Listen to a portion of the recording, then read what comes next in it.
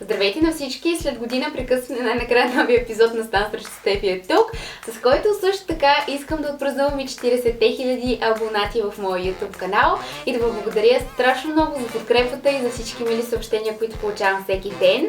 Така че днес сме ви приготвили нещо много интересно и забавно. Ай, сега кажи какво ще представим днес. Днес ще ви представим какво се случва на първа среща в главата на момичетата и съответно в главата на момчетата в моя канал, така че не забравяйте да видите другия клип, който направихме. А също така оставете ни коментар как е преминала вашата първа среща, ако сте имали такава, или дали се вълнувате за вашата първа среща. Не се вълнувайте. Да започваме!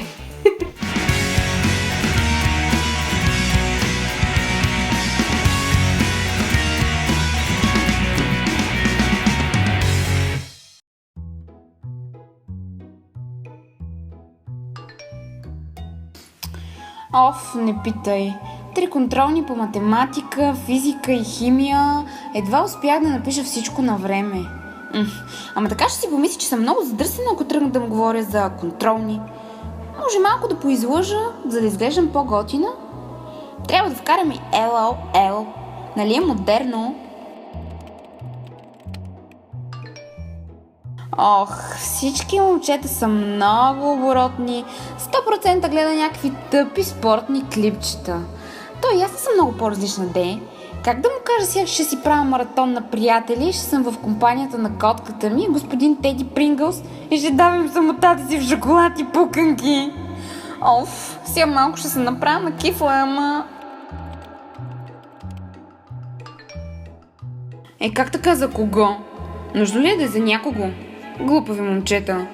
Как сега да бъда дръзка и смела? Бийонсе, когато си пее песните ти по душа е толкова по-лесно. Мечка страх? Мен не. Да става каквото ще. Омръзна ми да го гледам само в часовете по физическо. Трябва да действам. Сега ако му кажа да отидем в мола, ще му помисли за някоя кифла. Не, по-добре той да предложи. Те момчетата така обичат всичко да е в техните ръце. Иначе ще ми помисли за феминистка. Спарка, той добре ли е? Сега е пълно с кърлежи. Ще се омъжа с пръскалото за комари, дано ме пощадят. Това супер го махам, ще си помисли, че съм прекалено ентусиазирана.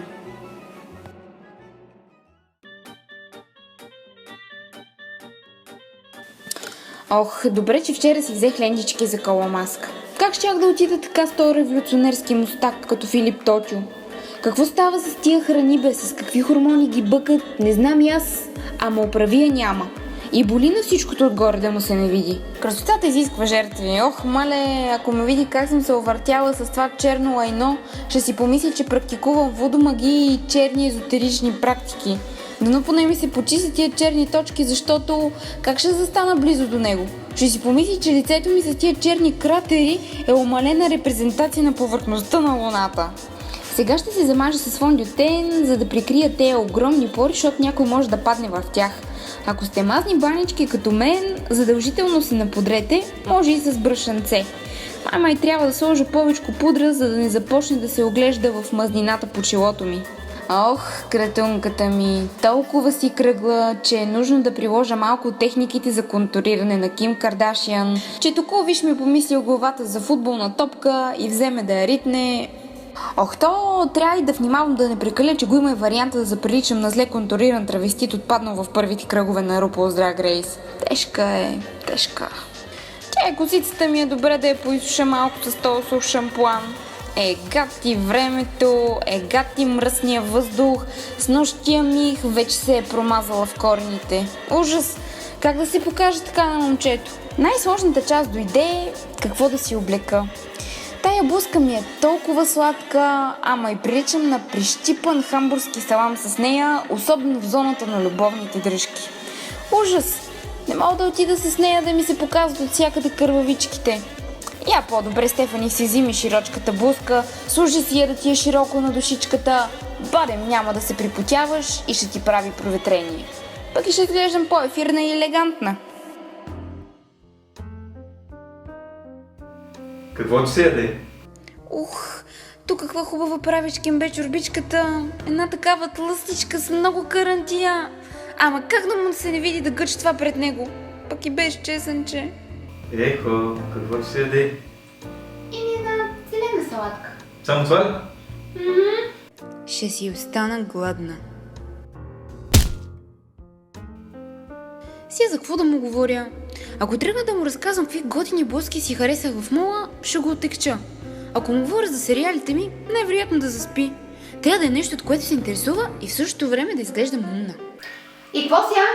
Твоето кола с колко планьови върви? Ами, какво? Много добре изглеждаш с тази блуза. Край!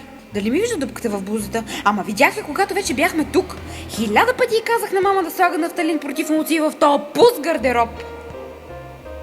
Ти ни гледай тази дупка, ще я зашия. Фу. Та, пък какво гледа насам? Даже му се усмихва и му намига. Не мога повярвам. Ега ти простата пица. Ма думич, ако искаш направо на нашата масела. Коя е та? Братовчетка ми. По майчина или по бащина линия? Ето, той си каже, иска да ме целуне. Ох, притеснявам се. На този сервитьор няколко пъти му натъртих да нямам лък в салатата. Дали да си затвори очите сега, като по филмите? Нещо ти падна. Плъмата ми мани се притесня, тя беше за смяна. Надявам се клипа да ви е харесал и да сте се посмяли на комичните ситуации, които доста често се случват при първите срещи, нали така? Да, винаги така се случва в главите на повечето хора. Не знам дали вие сте така, напишете ако сте така и ви се е случила някоя от ситуациите. А пък ако не вие, споделете какво на вас ви се е случило. Ако ви е харесало видеото, не забравяйте да го споделите в социалните мрежи с вашите приятели, да се абонирате за канала на Стефи, за моя канал и мисля, че това е всичко. Изказахме си. Да, и да не забравяйте да проверите втората част от клипа в канала на Стан. Ще ми бараш ръката. Що си яка бабка. Айде, чао от нас! Чао!